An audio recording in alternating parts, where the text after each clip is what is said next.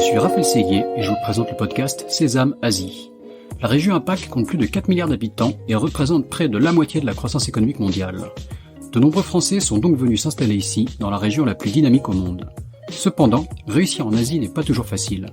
C'est pourquoi j'ai décidé de voyager de Hong Kong à Singapour, en passant par Tokyo et Shanghai, pour rencontrer ces Français qui ont réussi en Asie, percer leurs secrets et les partager avec vous.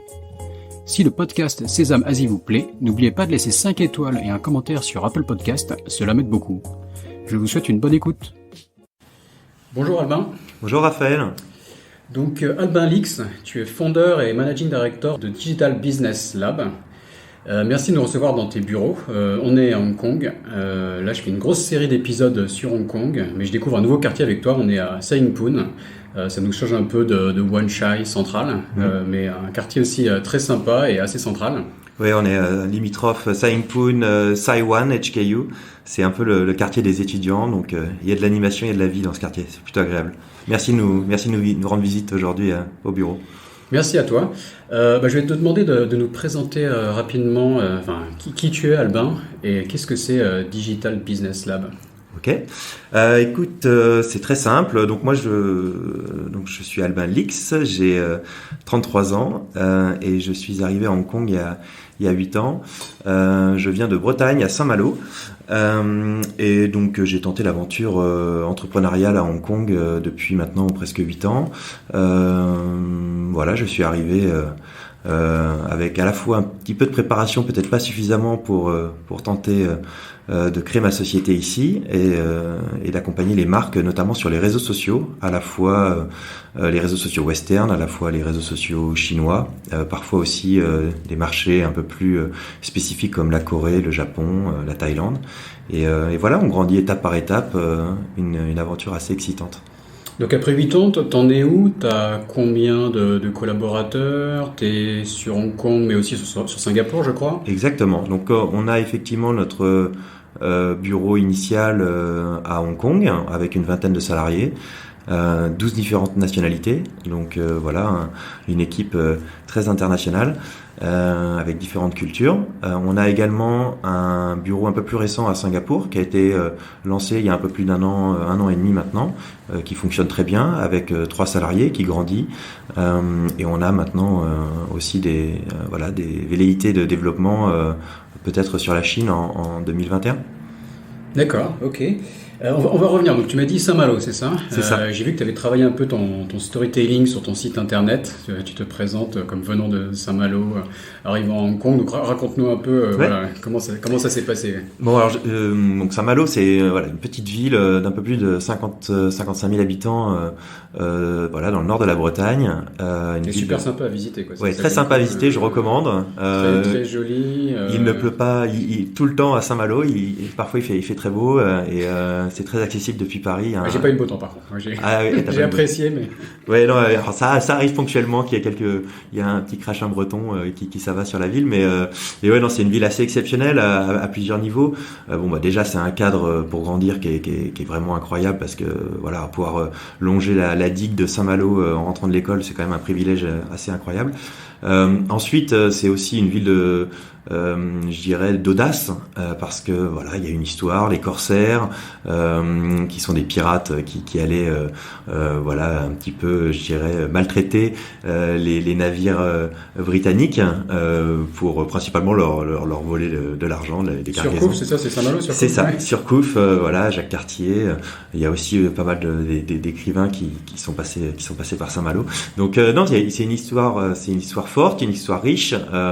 Sur le plan aussi, je dirais plus entrepreneurial, c'est aussi une ville d'entrepreneurs, une région d'entrepreneurs, qui peuvent parfois être peut-être assez différents des entrepreneurs dont on entend parler actuellement. C'est des entrepreneurs passionnés, des entrepreneurs à long terme, et des entrepreneurs qui accorde, je pense, une énorme importance à la loyauté et non pas qu'il n'y ait pas de loyauté aujourd'hui, hein, mais en tout cas, je dirais la loyauté et au projet humain. C'est-à-dire que l'important, l'argent, le business en lui-même est primordial, évidemment, pour faire en sorte que l'entreprise puisse évoluer sur le long terme. Mais c'est aussi une aventure humaine et une opportunité de simplement rencontrer des gens intéressants et de grandir ensemble. D'accord, donc je sens que tu te reconnais un peu en tant qu'entrepreneur de Saint-Malo, enfin dans cette longue tradition d'explorateur. Alors je sais pas si je peux. Alors j'ai l'impression que c'est ça que tu laissais sous-entendre. Mais... Non. Alors pas du tout. C'est plutôt une influence. Après, non, moi je me permettrai pas du tout de faire la comparaison. C'est pas du tout le. C'est pas du tout. C'était une boutade. Mais non, ouais, effectivement, c'est plus une inspiration et des bonnes ondes que j'ai essayé de collecter ici ou là, mais voilà. Donc tu as même commencé en fait à travailler à Saint-Malo, chez Beaumanoir, c'est ça? C'est ça. Et donc, alors tu me l'as pas dit, mais alors je devine qu'il y a peut-être un lien entre venir à Hong Kong et Beaumanoir. Enfin, Beaumanoir, donc c'est le groupe derrière Cache Cache. C'est ça. Et qui est une super réussite en Chine parmi les boîtes françaises. Combien il y a de magasins en Chine? Enfin, tu peux nous raconter un peu, tu connais les détails? Ouais, exactement. Donc, effectivement, j'ai eu encore une fois, un beau privilège de pouvoir rencontrer et même sympathiser avec cette famille qui m'a un peu pris sous son aile. Donc, le groupe Beaumanoir, donc il y a plusieurs marques. Cache Cache en fait partie, Morgan, plus récemment aussi La Halle, qui a rejoint le groupe. Et donc, voilà, le fondateur Roland Beaumanoir et sa femme, cofondatrice Jocelyne Beaumanoir, ont monté cette entreprise. Le premier magasin, si ma mémoire est bonne, en 1986 à Saint-Malo intramuros, Cache Cache. Et en fait, voilà, c'est une entreprise qui a grandi sur le plan local d'abord, régional, et ensuite aujourd'hui en France, qui est un des acteurs majeurs de la mode pour femmes principalement, et qui s'est ensuite exporté avec voilà un grand nombre de magasins en Chine depuis déjà très longtemps. Et donc la petite anecdote, oui, c'est que j'ai eu l'occasion au moment où j'envisageais de partir en Asie, d'en discuter avec le fondateur Roland Beaumanoir, qui m'avait dit voilà, partir entreprendre à 25 ans, c'est sûrement le meilleur moment pour le faire parce que techniquement on n'a pas grand chose à perdre. Je veux dire, je viens quand même d'une région sympa avec voilà, j'ai ma famille encore sur place. Je savais que si jamais ça capotait, j'avais toujours un backup. Donc c'est quand même pouvoir, en gros, rien à perdre. Donc j'ai tenté le coup. D'accord, ok. Donc tu travailles chez Beaumanoir, tu as travaillé quelques années en France, tu es même passé par Paris. Enfin, comment se passe le déclic?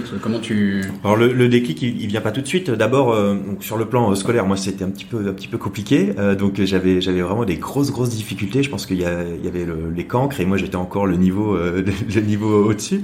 J'étais même pas à l'arrière de la classe. Je pense que j'étais carrément dans le placard ou exclu. Donc c'était très compliqué sur le plan scolaire et ce groupe cette famille m'a un peu pris sous son aile, comme je le disais, et m'a proposé de faire de l'alternance, ce qui était pour moi le meilleur format.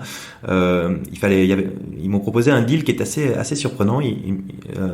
Roland Beaumanoir et Justine m'avaient dit si tu peux travailler dans l'entreprise le temps que tu veux, tu peux travailler sur des projets qui t'intéressent. En revanche, si on t'accompagne, la contrepartie, c'est que tu nous promets de faire au moins un bac+5. Bah, au moins. Je serais pas forcément allé plus loin. Déjà, pour moi, bac+5, c'était vraiment très compliqué à atteindre. Donc j'ai accepté et j'ai fait un BTS, effectivement, en Bretagne dans un premier temps. Ensuite, une licence en digital marketing à Lille, très instructive. Et après, je dirais un master à Paris. Et la majorité des expériences professionnelles que j'effectuais à ce moment-là, au 4-5e, étaient dans le groupe Beaumanoir, sous différentes marques, à la fois Cache Cache ou Morgan. D'accord. Et après ça, je suis passé brièvement dans le luxe, notamment chez Cartier, à Paris au siège, et c'est à la suite de cette expérience où je me suis rendu compte que il y avait deux éléments hyper important qui me manquait sur le plan professionnel et personnel. Le premier, c'était l'entrepreneuriat sur le plan, je dirais plutôt professionnel, et le deuxième, sur le plan personnel, c'est que j'avais vraiment une grande curiosité pour l'Asie. Et donc, je me suis dit, bon, allez, on va tenter les deux d'un coup et on va voir ce que ça donne. Et donc quoi, Hong Kong, enfin comment donc, ça fait 4 fois que je te pose la question, mais j'ai mal à tirer les verres du nez. Comment est-ce que tu as eu l'idée de venir à Hong Kong et de monter la boîte? Non, c'est pour Hong Kong, le choix s'est porté en fait de manière assez par élimination dans un premier temps, parce que j'avais un niveau d'anglais très approximatif, pour dire les choses de manière assez subtile. Donc j'ai regardé un petit peu les zones en Asie où on parlait plutôt anglais, donc Singapour, Hong Kong, dans un premier temps, et j'ai j'ai choisi au début, et j'en suis pas mécontent aujourd'hui, j'ai choisi Hong Kong principalement en pensant que j'allais avoir l'opportunité d'apprendre aussi sur le marché chinois, tout en ayant la possibilité de valoriser mon début d'expertise sur les réseaux sociaux et l'écosystème digital plutôt western, Facebook, Google, etc. Donc c'était encore une fois, je pouvais joindre l'utile à l'agréable, en commercialisant mon savoir-faire précédent et en découvrant de nouvelles choses, notamment sur le marché chinois, via des plateformes comme WeChat, etc., dont on pourra reparler un peu plus dans D'accord. Donc vraiment, tu prends ton billet d'avion, alors oui, j'étais jamais venu à Hong Kong, jamais venu à Hong Kong, donc j'avais économisé, je crois à l'époque environ 50 000 Hong Kong dollars lors de ma précédente expérience professionnelle. J'arrive à Hong Kong, première fois, j'arrive pas à Hong Kong, je vais d'abord me faire un bon break en Indonésie. Ma sœur habitait en Indonésie à Lombok, sur une île sans eau, sans électricité. Donc je passe 3 mois là-bas à bien me reposer, et ensuite je fais Bali, je reviens de Bali, Denpasar à Hong Kong, et là je connaissais une personne qui m'a logé la première nuit. J'ai pris un appart et c'est parti. Mais à part ça, effectivement, j'avais pas d'anglais, très peu d'économie. En tout cas, j'avais clairement sous-estimé le niveau de vie à Hong Kong, et pas de réseau. 5 000 € à Hong Kong, tu tiens pas longtemps. Tu tiens pas longtemps, donc faut vite s'activer. Donc l'histoire, c'est que premier élément, donc la première semaine, je set up l'entreprise.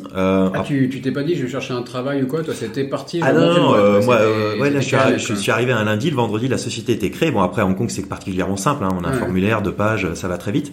Ensuite, ce qui s'est passé, il y a un élément aussi qui m'a beaucoup aidé, c'est que par hasard, au bout de 10 jours à Hong Kong, je prends le métro et je reçois un message sur mon téléphone, et j'ai une connaissance, une personne que je connaissais de vue, en tout cas un petit peu de Saint-Malo, qui me contacte et qui me dit mais attends, t'es pas à Hong Kong là, j'ai l'impression de t'avoir vu dans le métro. Donc je me dis bon bah ok, je rencontre un mec de Saint-Malo, Morgan, la première semaine, qui a eu la gentillesse de me présenter que des gens sympas, et ça, même moralement en tout cas, ça m'a énormément aidé. Donc ça a été la phase setup, et ensuite du coup j'ai commencé à faire comme tout le monde quand tu connais personne dans une ville. Je me suis mis sur LinkedIn et j'ai spammé tout le monde. Donc de café en café, j'ai rencontré pas mal de personnes, plutôt des Français au début, puisque encore une fois mon anglais était vraiment pas bon. Et on m'a gentiment proposé un bureau dans un premier temps.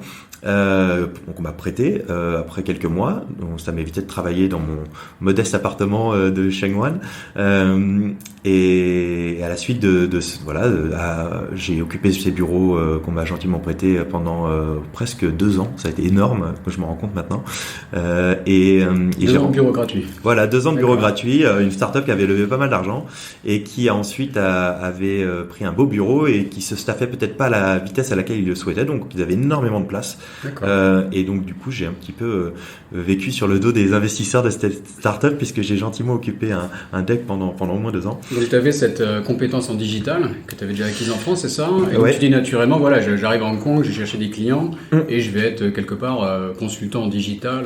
C'est ça. Alors en fait, ce qui s'est passé, très brièvement, ce qui s'est passé, c'est que j'ai rencontré. Au début, moi, je viens plutôt du CRM et du e-commerce, donc pas du tout des réseaux sociaux.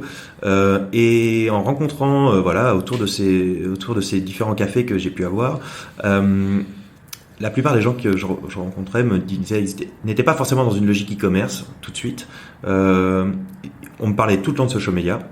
Et je me suis rendu compte que pour des marques, pour des entrepreneurs, des startups, etc., le gros challenge, c'était quand on voulait mettre en place une grosse campagne sur des réseaux sociaux, là où passe la majeure partie des audiences, la majeure partie du temps passé par les audiences aujourd'hui sur Internet, ça reste quand même les réseaux sociaux. Hein, si on parle de plus de 2 heures par jour en moyenne par personne, eh bien, pour une marque, il fallait parler à la fois à une agence créative pour faire le contenu, à la fois à une agence média pour faire la partie publicitaire, à la fois à parfois une agence data pour faire la partie l'analyse performance, etc. Et c'était très très compliqué, parce que en plus ça nécessite des profils qui sont complètement différents, à la fois créatifs, à la fois performance, à la fois coordination, parfois du coding quand on parle de mini-programmes sur WeChat.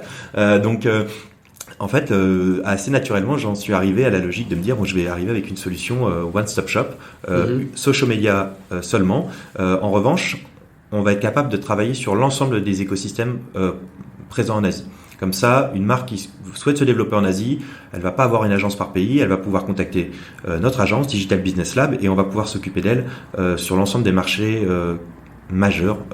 Donc voilà un petit peu la logique et on va pouvoir l'accompagner de la phase de stratégie à la phase, je dirais, de conversion et de génération de revenus. D'accord. Et donc, je fais une petite parenthèse, mais vous en êtes où en termes de, aujourd'hui, la typologie de vos clients et les marchés. Enfin, tu as parlé de Hong Kong, de Singapour, mais tu travailles un peu sur l'Asie en général. Donc on a le bureau à Hong Kong, on a un bureau à Singapour, on a des clients qui sont complètement différents les uns des autres, ce qui fait vraiment l'intérêt aussi de ce projet et de cette entreprise, je trouve, c'est qu'on travaille à la fois avec des startups en cryptocurrency, on travaille beaucoup avec les banques, on travaille aussi avec des retailers. Notre plus petit client, c'est peut-être un coffee shop à Kennedy Town. Notre plus gros client, c'est une des plus grosses banques suisses, voilà, aujourd'hui sur le marché. On travaille à la fois avec des clients locaux. Donc ça a été nos deux plus gros clients qui ont permis de lancer l'agence, Lane Crawford et Studio City. Donc ça a été très important pour nous, montrer qu'on était capable de comprendre. Lane Crawford qui est donc un gros retailer, c'est ça. Department Store, des Galeries Lafayette. Exactement. On a aussi des clients maintenant de plus en plus chinois qui essayent de développer leur business hors Chine. Donc on parle d'Alibaba, Ant Financial, qui a fait beaucoup parler ces derniers temps. Donc Ant, qui est donc une application pour faire des investissements financiers, c'est ça? Alors, et qui a fait parler il y a une IPO annulée il y a quelques semaines, donc ça a fait la une des médias dans le monde entier, c'est ça? Exactement. Donc Ant, donc c'est une application qui est accessible qui est une application téléchargeable et qui va permettre justement, notamment aux petits entrepreneurs, de gérer de manière assez simple la partie création de compte bancaire, qui est aujourd'hui d'ailleurs à Hong Kong un petit peu plus compliqué qu'il y a quelques années, et ensuite qui va permettre de gérer l'ensemble de la partie paiement, réception des paiements, émission des paiements. Donc c'est vraiment une banque en ligne dans un premier temps plutôt pour. On peut créer à Hong Kong un compte corporate avec Ant. Oui, aujourd'hui pour des entrepreneurs qui ont une PR. Oui, il faut avoir une PR. Il faut avoir une PR. Résident permanent. Voilà. Ensuite, la technologie vraisemblablement sera accessible aussi depuis l'application Alipay, puisque c'est également Alibaba qui est derrière. Donc aujourd'hui, c'est des histoires. Alipay qui est donc la solution de paiement d'Alibaba. Exactement. Donc on accompagne ce type de compagnie, à la fois grosse start-up pour le coup ici, mais des banques, voilà. Et donc Alibaba, Ant, si pour reprendre ce cas concret, qu'est-ce que vous faites pour eux par exemple?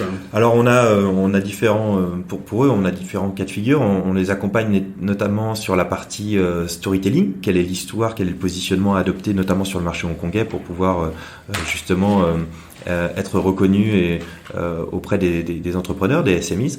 Donc on a travaillé avec eux sur la partie presque branding, positionnement de la marque, donc ça va assez loin.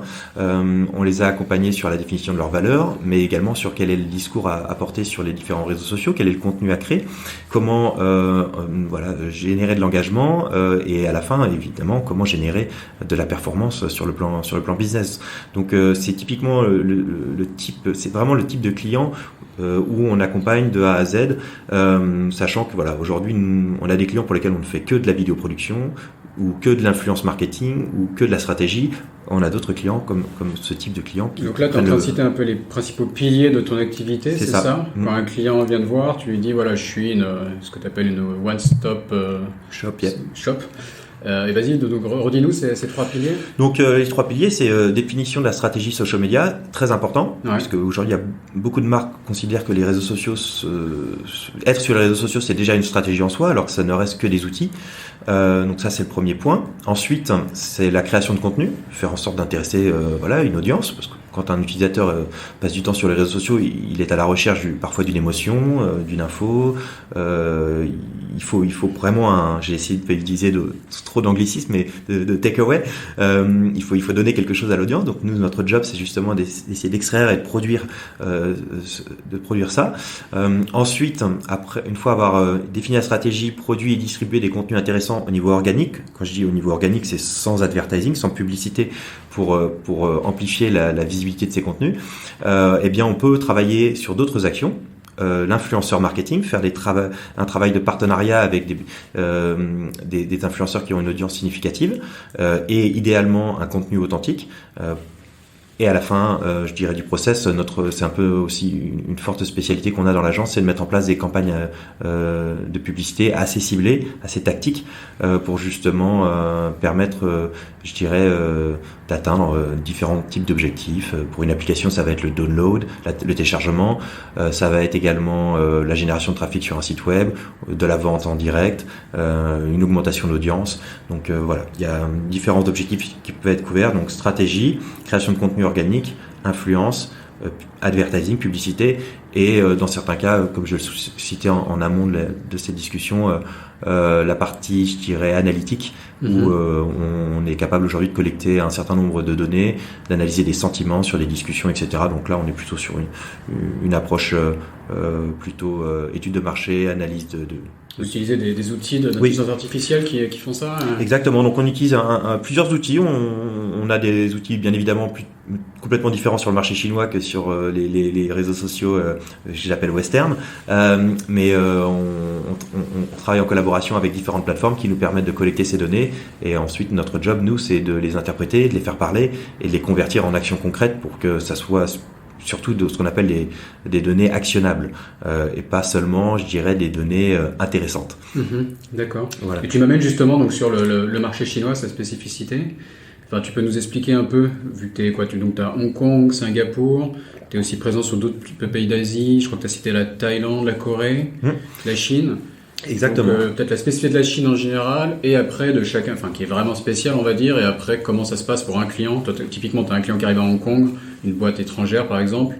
Enfin, je dois citer des clients locaux, mais bon, prenons le cas l'exemple d'un client qui arrive ici, qui ne connaît rien à l'Asie, et qui va se dire, voilà, quelle est ma stratégie Asie, et qui va se demander quelle est la spécificité de chaque région qu'il veut couvrir. Comment tu lui présentes la chose? Donc on a effectivement des cas de figure qui sont complètement différents, création d'entreprise, à la fois accélération d'une marque déjà bien établie ou d'une société déjà bien établie. Donc je dirais notre approche dans un premier temps, c'est de se comprendre quel est l'objectif final du client, quel est son timing, est-ce que ce client-là, est-ce que cette marque souhaite des résultats à 3 mois, 6 mois, 1 an, 2 ans, quel est son niveau d'investissement, surtout si on commence à parler d'investissement média. Si on est sur des investissements assez, je dirais, compressés, on va focaliser sur peut-être un canal. Ça paraît assez basique, hein, mais aujourd'hui, quand une société se lance, elle enregistre son nom, elle commence à embaucher des salariés, elle met un site web en ligne, et après, elle commence à créer des comptes un peu partout, et ça va très vite. Facebook, Instagram, YouTube, LinkedIn. Et après seulement, elle se dit, bon, alors, qu'est-ce que je vais poster et en fait, c'est parfois un peu l'horreur, parce que forcément, il y a pas que les réseaux sociaux, et heureusement d'ailleurs, dans la logique d'un entrepreneur ou d'une nouvelle marque. Et nous, notre recommandation, c'est justement de step back un peu et de dire, bon, alors, qu'est-ce qu'on recherche, comment on va utiliser ces outils, un peu comme aujourd'hui, je sais pas, n'importe quel software qui va être intégré dans une entreprise. Avant de faire son choix, on regarde un petit peu le pour et le contre d'être sur tel ou tel channel. Est-ce qu'on a les moyens de piloter ce channel, de l'enrichir avec du contenu, et à la fin, on va en sélectionner. Peut-être en commencer par de bien faire le job, et une fois qu'on a atteint un premier niveau d'objectif, on peut peut-être déployer un deuxième, un troisième. Donc c'est vraiment plutôt y aller pas à pas, et surtout, le plus important pour nous, c'est d'essayer, encore une fois, d'extraire et raconter des choses intéressantes. Donc raconter des choses intéressantes, c'est-à-dire ne pas être trop, je dirais, brand-centric ou product-centric, c'est-à-dire quand on est sur les réseaux sociaux, que ça soit sur un individu comme une entreprise, si on parle que de soi en permanence, dans un objectif promotionnel, notamment sur les réseaux sociaux, je dirais, western, même sur WeChat, c'est la même chose. Il faut proposer c'est une plateforme d'échange. Les réseaux sociaux, c'est d'abord de l'échange. Si les réseaux sociaux ont émergé par rapport à des canaux comme la télévision, c'est aussi parce que les audiences, les utilisateurs avaient besoin d'entendre des choses un petit peu plus authentiques. un petit peu plus instinctive. Et aujourd'hui, voilà, sur les sociétés qui nous inspirent et qu'on essaie de mettre en place chez nos clients et avec pas mal d'entre eux, on est très content, ça marche bien. C'est vraiment des contenus qui servent. Alors on peut parler de contenus sustainable pour une banque comme BNP Paribas. On peut parler de contenus plutôt éducatifs. On peut parler, je dirais aussi parfois de contenu ludique, ou voilà, avec du jeu, etc. Mais l'idée, il y a un côté ludique souvent, non, dans oui. la publicité, la communication générale en Asie, on remarque que c'est très ludique par rapport à ce qu'on fait en Occident. Oui, clairement. Ici, il faut côté un peu, burlesque parfois dans les pubs qu'on voit dans le métro, avec des gags, des.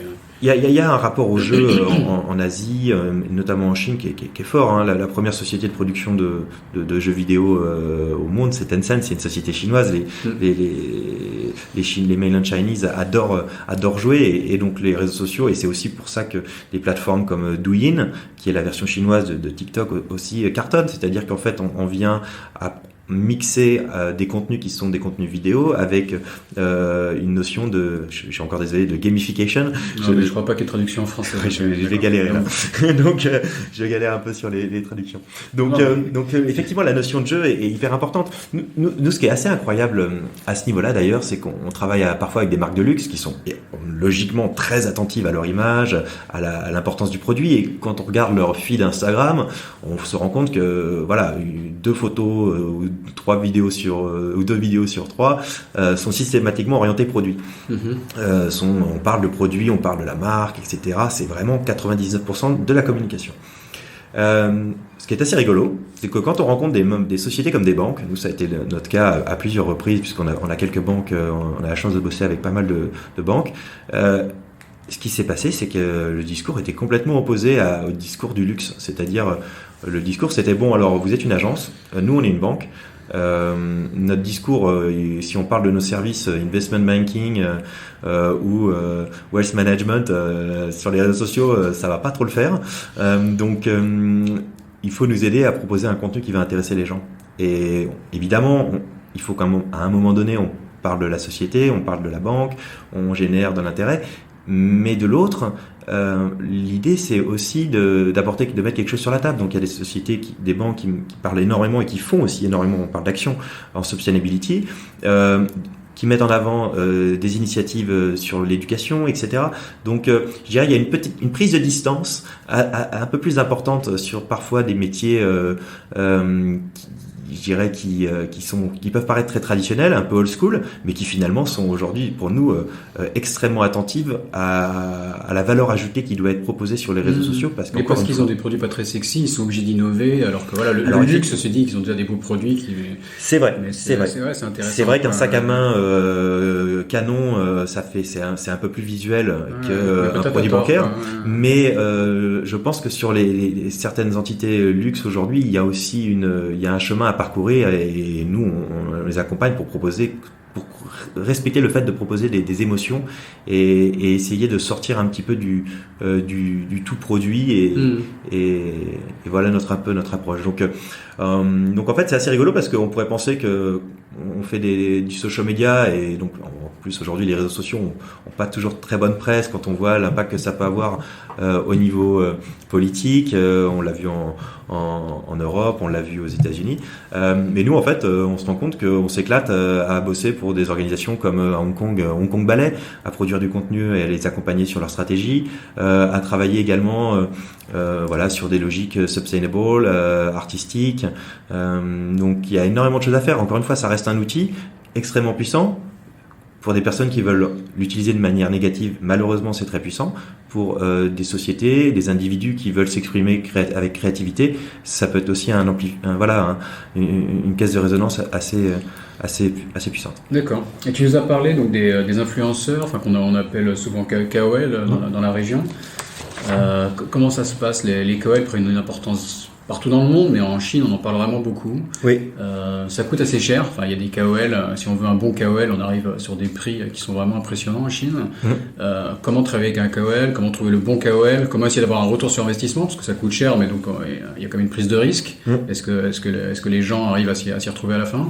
À l'image des réseaux sociaux, les influenceurs, qu'on appelle aussi Key Opinion Leader, notamment en Chine, ou qui est aussi pour Key Opinion Consumer, qui sont un petit peu plus petits, un petit peu plus orientés sales, vente et conversion. Le mode opératoire et le danger ou l'opportunité est la même que sur les réseaux sociaux. C'est-à-dire que si on teste sans direction, sans plan, c'est le meilleur moyen de se planter. Et là, effectivement, il y a beaucoup de sociétés qui aujourd'hui ont investi et se disent bon voilà, ça marche pas, ou avec moi j'ai essayé, ça marche pas. Ok. Dans certains cas, effectivement, ça peut ne pas marcher. Dans certains cas, ça peut très bien marcher. Tout est une question de comment on calibre cette campagne. En fait, la logique, c'est de dire que déjà identifier pourquoi je veux travailler avec un influenceur. Il y a des influenceurs qui sont très bons pour aider une marque à construire son audience, à construire sa visibilité. Il y a des influenceurs qui sont très bons pour créer du contenu qui peut ensuite être réutilisé par la marque. Ça peut être aussi très intéressant. Il y a des influenceurs qui sont très bons pour faire la conversion, et un influenceur ne va pas être le même. Les influenceurs ne vont pas être les mêmes en fonction des objectifs, en fonction des plateformes et en fonction des marchés. Donc il y a un niveau de complexité qu'il faut pas sous-estimer.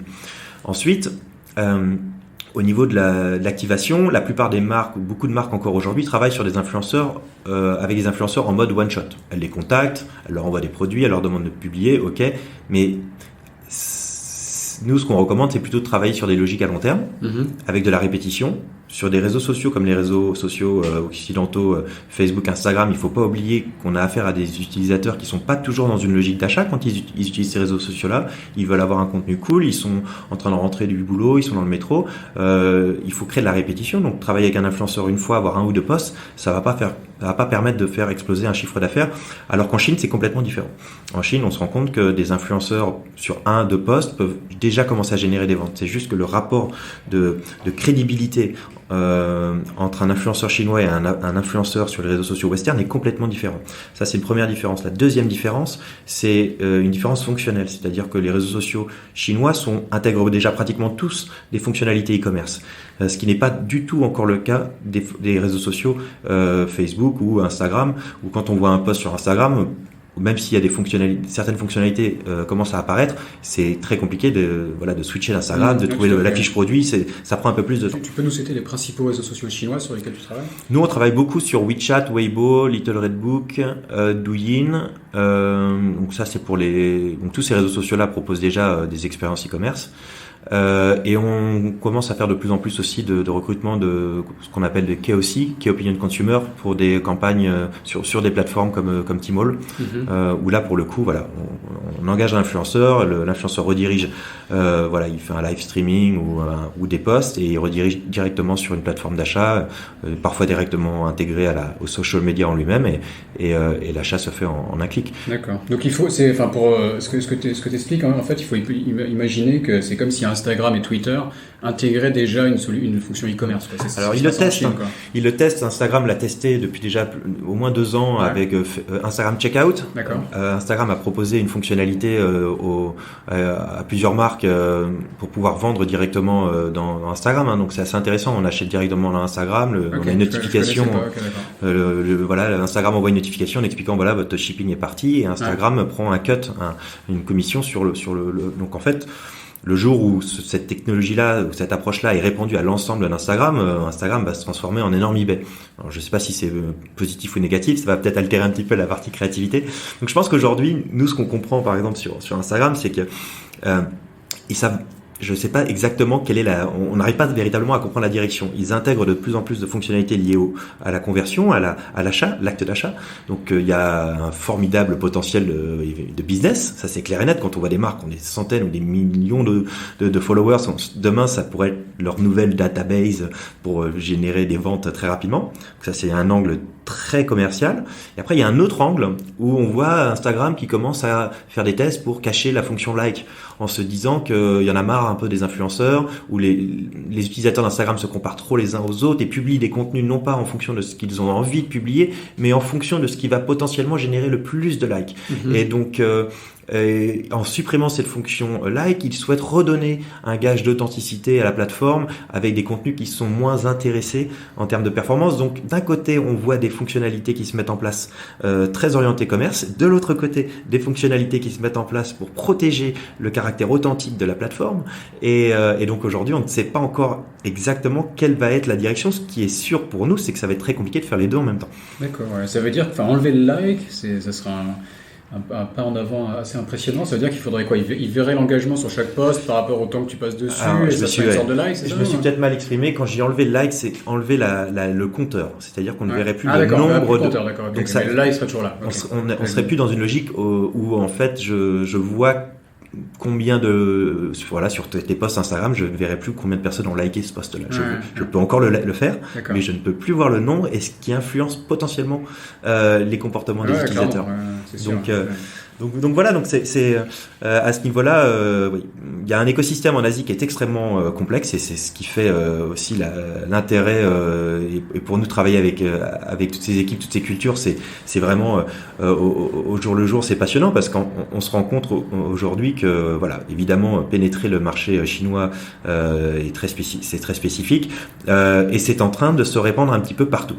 Cette complexité-là se répand de plus en plus partout, c'est-à-dire que ce qu'on observe, c'est évidemment la Chine a été le premier pays à être ultra protectionniste et à valoriser les réseaux sociaux nationaux, mais on se rend compte qu'en fait quand on voit ce qui se passe aux États-Unis où TikTok est menacé par Trump et aujourd'hui est obligé de faire alliance avec des entreprises américaines pour pouvoir rester, je parle notamment d'Oracle, et l'idée c'est que c'est déjà un petit peu tard. Moi, je vais prendre parti, mais je trouve que pour un pays comme les États-Unis, se rendre compte que maintenant que WeChat est disponible aux États-Unis, que de nombreux touristes chinois payent leur musée avec WeChat, que potentiellement, et c'est même pas potentiellement, c'est WeChat fait de l'argent aux États-Unis, et en contrepartie, vous avez votre social media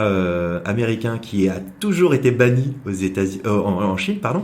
Ça veut dire que voilà, c'est ouvert d'un côté, c'est fermé de l'autre. C'est incroyable que TikTok et WeChat ne soient menacés que aujourd'hui aux États-Unis. Nous, on a été presque un petit peu surpris de ça. C'est clair que il y a une certaine injustice là. Et nous, l'Europe, on regarde ça parce que nous, on n'a même pas de géants. Ah ouais, nous là, c'est encore un autre sujet. Là, c'est un peu plus freestyle aussi.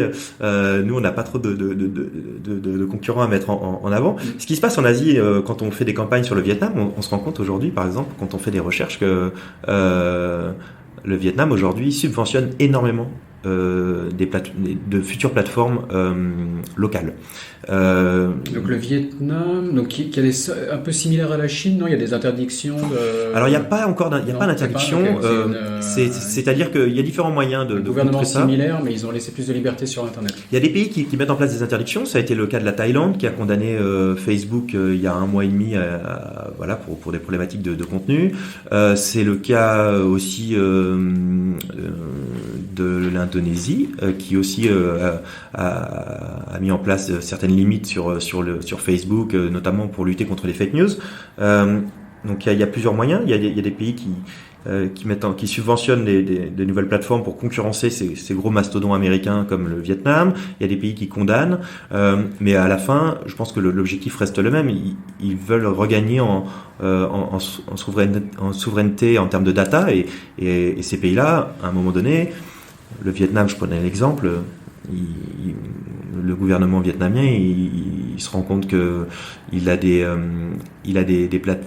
commerçants vietnamiens qui veulent parler à leur audience vietnamienne, et qu'au milieu il y a Facebook qui collecte les datas, qui collecte aussi, qui fait partie de l'économie, qui peut aussi sur le plan politique jouer un rôle, parfois même involontairement, et donc forcément aujourd'hui ces pays-là ils se disent non, on veut regagner en tout cas on veut reprendre le contrôle sur le sujet. L'impact à la fin sur le plan marketing pour les marques, c'est quoi? C'est que quand on veut lancer une marque aujourd'hui partout en Asie et qu'on veut parler à ses utilisateurs, parfois plus ou moins jeunes d'ailleurs, parce qu'il n'y a pas que des jeunes sur les réseaux sociaux. Quand on voit aujourd'hui par exemple WeChat, même les plus âgés l'utilisent. Eh bien, il faut comprendre tous ces écosystèmes-là, pas seulement sur le plan technique, il faut aussi évidemment comprendre les cultures. Et donc c'est assez intéressant, c'est que nous on essaie de proposer ces solutions-là à nos clients, en leur expliquant, en tout cas en leur partageant le fait que voilà, on partage comment, par exemple la famille royale au moment du décès du roi de Thaïlande, ça a pu impacter la manière dont les gens utilisaient YouTube. Quel est le rôle des influenceurs en Indonésie? Il y a des influenceurs aujourd'hui en Indonésie qui sont très populaires parce qu'ils permettent aux Indonésiens de comprendre comment pratiquer la religion musulmane. On se rend compte de voilà comment les gens utilisent Internet au Vietnam, énormément dans les 7-Eleven parce que la couverture Internet est assez limitée au Vietnam et donc ça impacte aussi les différents usages. Donc ils ont le Wi-Fi dans les 7-Eleven qui leur permet de... Exactement. Donc une opportunité peut-être de promouvoir des marques présentes dans le 7.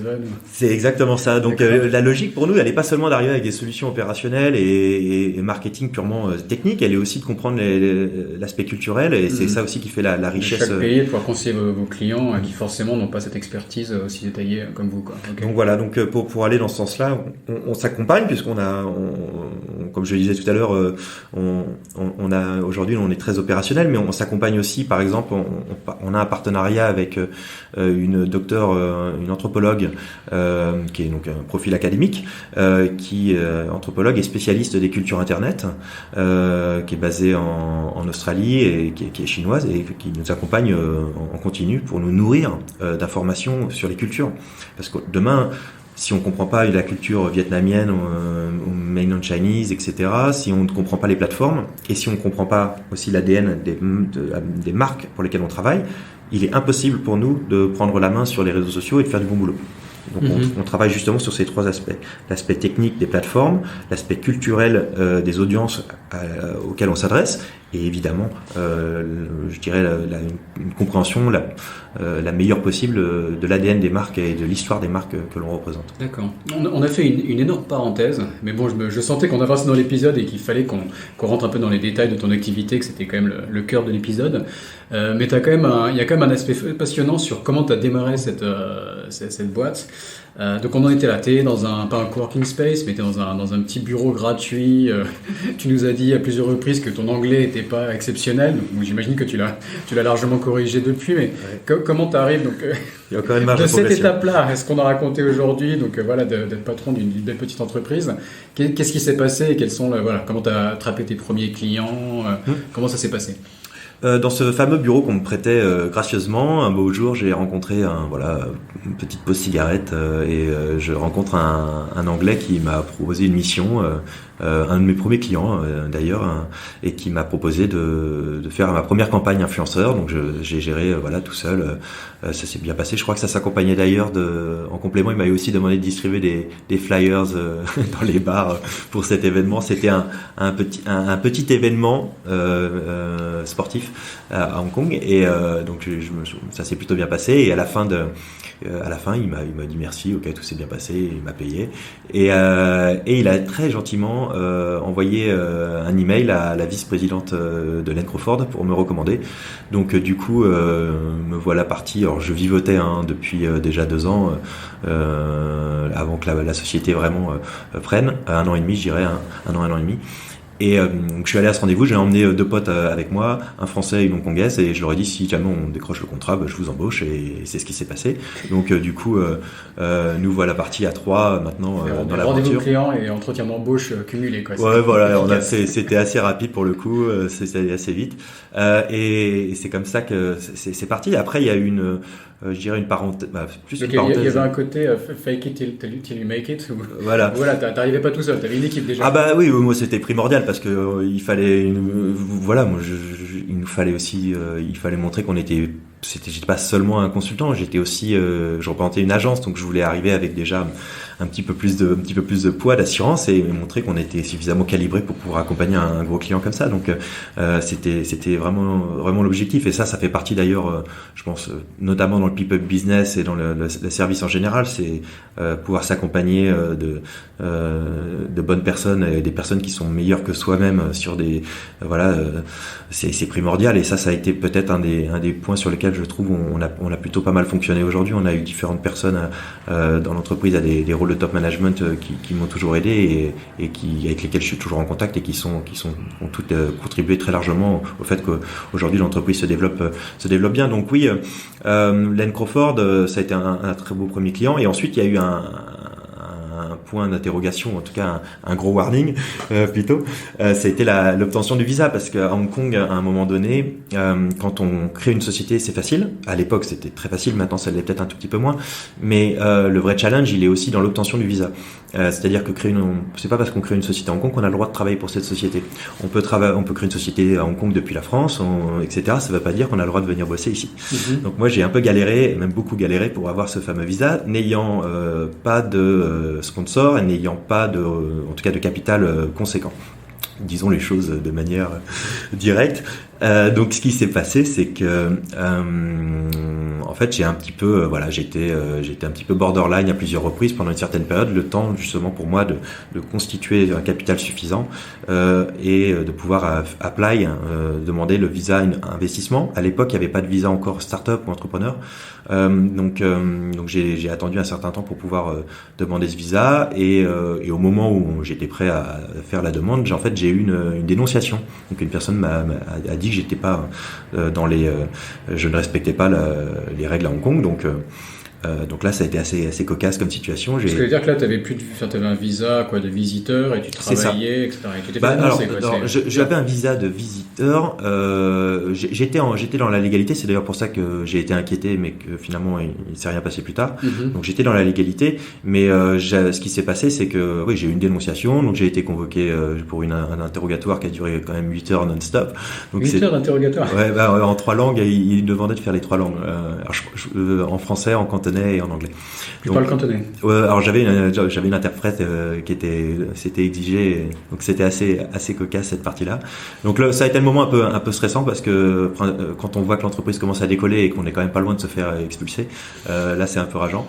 Ils étaient compréhensifs quand même, ils regardaient. Ah oui, ils ont été très compréhensifs. Ils se sont rendus compte que finalement il n'y avait pas de motif. C'était borderline, ils me l'ont dit, mais que j'étais resté dans la légalité. Donc c'est pour ça que après presque 8 mois de procédure, j'ai eu le droit de rester à Hong Kong et j'ai finalement eu mon visa. D'accord. Mais c'est pas passé loin. 8 mois d'inquiétude à gérer un business d'un côté et avoir cette peur de... Ah oui, c'est ça. Donc là, à ce moment-là, c'était assez tendu. Donc là, pour le coup, moi qui ne voulais plus partir de Hong Kong, je ne pouvais plus partir de Hong Kong, puisque du coup, je devais les informer si jamais je voulais prendre un avion. Ah ouais. Donc ça, l'objectif était, pour rigoler, un petit peu atteint, mais non, c'était la période la plus stressante. Et finalement, ça s'est bien fini, puisque aujourd'hui, je suis en parfaite légalité et l'entreprise se porte parfaitement. Très bien. Donc voilà. Ok, d'accord. Qu'est-ce qui t'est arrivé d'autre comme aventure? Tu m'as dit qu'on avait voulu te racheter un moment. Alors, il y a eu effectivement à un moment donné des discussions sur une logique de rachat. Dans les agences digitales, c'est ce qui est assez fréquent. D'ailleurs, c'est que une agence de taille conséquente, souvent à un moment donné, se fait accompagner par un fonds d'investissement. Ce fonds d'investissement, comme son nom l'indique, finance le développement d'une société digitale et d'une agence digitale. Et ça peut être du développement interne, comme ça peut être du développement externe. Donc, on a été en contact effectivement après 3 ans, donc assez rapidement, après le lancement de l'agence, avec un grand groupe français qui était dans ce schéma-là, qui était accompagné d'un fonds d'investissement et qui nous a contactés pour nous racheter. Et donc, ce qui était voilà, on est vraiment allé au bout de l'exercice. On était très intéressés par l'opportunité. Et à un moment donné, j'avais la proposition devant moi. Là, j'ai pris un petit peu de temps pour réfléchir. Et ce que je voulais juste partager sur ce sujet-là bien précis, c'est que, en fait, en tant qu'entrepreneur, quand on crée une entreprise, on se dit, on arrive avec plein de bonnes intentions, on se dit, moi, j'y vais pour le long terme, etc. Quand on a, à un moment donné, un peu galéré comme c'était mon cas, pendant 2-3 ans, qu'on a une proposition financière qui arrive sur la table, Là, finalement, on y pense.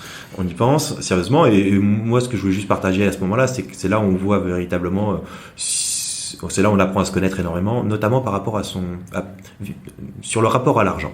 Je dirais que le rapport à l'argent, moi, j'ai appris énormément à ce moment-là, en me disant, est-ce que finalement, tu veux prendre un chèque et faire autre chose, sachant que il y avait pas faut prévoir une sortie quand c'est comme ça, ce qui n'était pas du tout mon cas.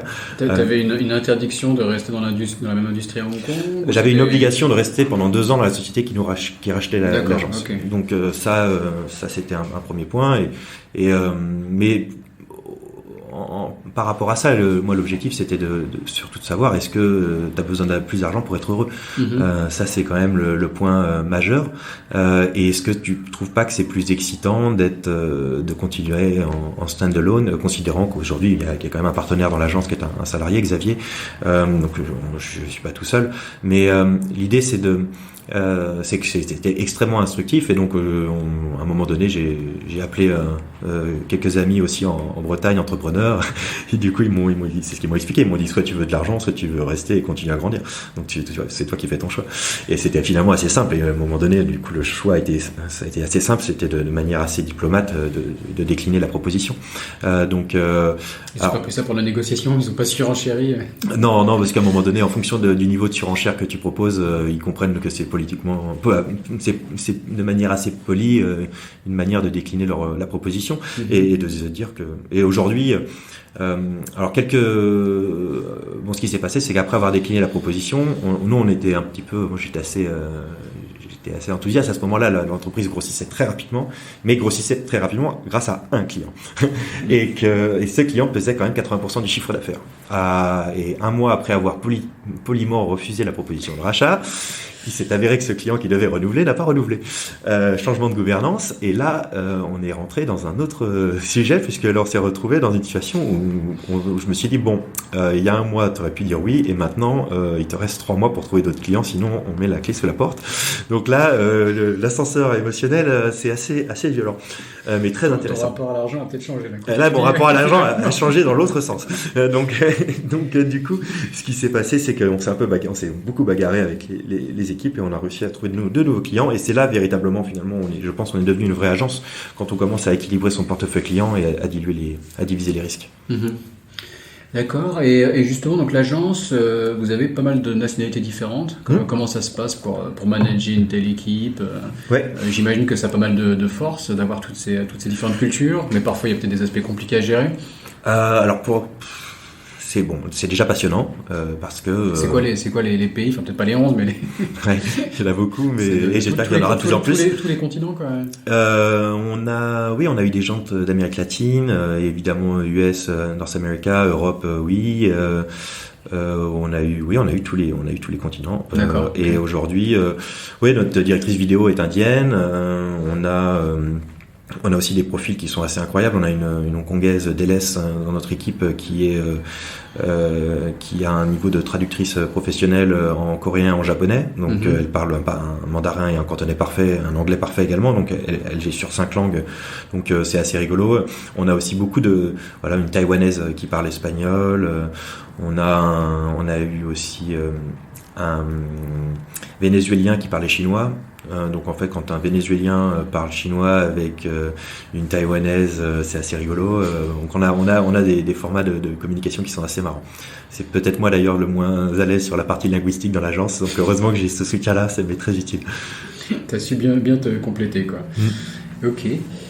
Et après toutes ces années à Hong Kong, que toi, enfin d'un point de vue un peu perso, comment ça se passe? Tu t'épanouis à Hong Kong? Tu trouves que c'est toujours aussi sympa de vivre ici? C'est quoi tes hobbies? À quoi tu passes tes week-ends? Non, c'est une ville exceptionnelle. Même quand on en parle avec des Hongkongais, moi quand je parle avec mes potes hongkongais, qui ont beaucoup voyagé, qui ont fait leurs études aux US, en Angleterre, on retrouve pas cette diversité ailleurs. Donc ça, c'est vrai qu'on peut faire son menu c'est tout, on peut faire ses activités à la carte. Normalement, c'est une situation assez incroyable aussi pour le tourisme, et pour voyager. Bon, là c'est un peu plus compliqué en ce moment, mais c'est juste une question de patience. Mais on a quand même comparé à des gens qui vivent dans des conditions, dans des grandes villes, qui sont enfermés et qui ont un niveau d'activité extrêmement un choix d'activité très très restreint. Je peux dire que je pense qu'à Hong Kong on est quand même extrêmement privilégié. Sur l'aspect, effectivement, il y a eu beaucoup de changements ces derniers temps. Je pense que moi, j'estime que je suis invité dans cette ville, que j'ai pas particulièrement de position à prendre, en tout cas en tant qu'invité. Tu fais référence aux manifestations pro-démocratie qu'il y a pu avoir l'année dernière. C'est ça, moi, je suis observateur. Si demain j'étais à Paris, je vois des manifs et que j'ai des personnes qui viennent bosser à Paris d'un autre pays et qui commencent à avoir des opinions ici ou là, je pense que bon, voilà, je sais pas comment je le prendrais. C'est un sujet très compliqué. L'idée, je pense que ça reste une ville incroyable. Ça reste une ville incroyable. Il y a eu un speech très intéressant de Dominique de Villepin, c'était à la Chambre de commerce française il y a quelques temps, et il expliquait que Hong Kong, il peut arriver tout ce qu'on veut à Hong Kong. Hong Kong garde une situation géographique exceptionnelle et gardera une situation géographique exceptionnelle. On voit aujourd'hui, nous, c'est très intéressant que nos clients mainland Chinese, quand ils souhaitent se développer en Europe, ils se rendent compte qu'ils n'ont pas forcément la compétence en Chine. Ils se rendent compte qu'ils ne veulent pas forcément travailler directement avec des agences européennes ou américaines. Ils veulent travailler avec des agences hongkongaises. Donc, il y a des choses qui sont en train de se créer. Il y a des secteurs d'activité qui souffrent, mais je pense que il y a aussi il y a un grand nombre d'opportunités à saisir. Je suis pas le seul à le dire. Énormément de gens le pensent. Mais oui, il faut s'accrocher. Et je pense que c'est une il y a énormément d'activités. On parle aussi beaucoup du tourisme médical. Nous, on a beaucoup de demandes aussi à ce niveau-là. D'entreprises qui surperforment, des cliniques, etc. Sur Hong Kong. Sur Hong Kong. D'accord. Tout ce qui est tourisme médical, on a déjà senti cet effet-là chez nous, même si on parle souvent de la Thaïlande, parce qu'en Hong Kong c'est relativement cher, les hôpitaux sont bons mais chers, mais c'est donc un tourisme médical sur quoi, des spécialités particulières ou des... Oui, je pense que, alors je suis pas expert en la matière. Peut-être les Chinois, quoi. J'imagine que les Chinois du mainland veulent peut-être rester dans l'univers chinois. Exactement, la proximité géographique, vraisemblablement, quand on voit aujourd'hui des liaisons entre Guangzhou et Hong Kong en train qui sont très rapides, que ça reste encore plus pratique que la Thaïlande, même si effectivement la Thaïlande est connue pour avoir un niveau tarifaire assez exceptionnel à ce niveau-là. Donc non, il y a des choses qui se créent. Nous, là, on considère aussi notre développement en accompagnant ces entreprises mainland Chinese, parce qu'aujourd'hui, il y a énormément, par exemple, de technologies à Shenzhen qui sont produites à Shenzhen et qui ne sont même pas distribuées en Chine. Elles sont 100% dédiées à l'export. Donc ça, c'est vraiment pour nous un marché très porteur. D'accord. Et donc toi qui es présent à la fois sur Hong Kong et Singapour, donc tu nous parles un peu du climat des affaires à Hong Kong, des manifestations qu'il y a pu y avoir. On dit qu'il y a une sorte de courant qui va vers Singapour, en termes d'investissement. Oui. Comment tu vois ça? Est-ce que tu le ressens au niveau de tes clients, toi? Sur la partie bancaire, on n'a rien senti pour l'instant. Alors on s'occupe du marketing, donc on n'est pas dans les secrets, savoir comment les capitaux comment les capitaux circulent. Tu peux voir bouger les budgets. Il y a des indicateurs, quoi. Mais oui, effectivement. Après, les sièges sont encore ici, sur la partie bancaire notamment. Oui, sur la partie peut-être luxe, retail ou le travel retail, forcément Hong Kong en ce moment c'est qu'un peu la cata.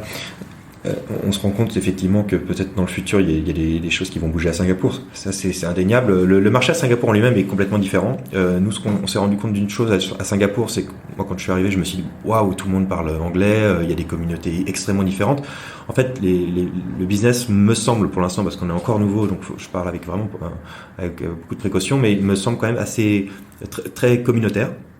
Ça c'est un premier point que j'ai pu observer pour l'instant. Peut-être que tu veux dire les Chinois, les Malais, les Indiens, des communautés différentes, quoi. Les expats aussi, qui est une communauté qui travaille c'est pas seulement les westerns aussi travaillent beaucoup entre eux. Donc ça c'est un premier point. Et le deuxième point, c'est que en termes de population, on est environ à 5,5 millions, si je dis pas de bêtises, de population à Singapour. La ville est un peu plus petite, mais on se rend versus compte, 8 millions à Hong Kong. Versus 8 millions, mais on se rend compte que nous, on en a très peu de projets, très peu de sociétés nous contactent à Singapour pour le marché domestique. C'est-à-dire qu'en fait, tout gravite.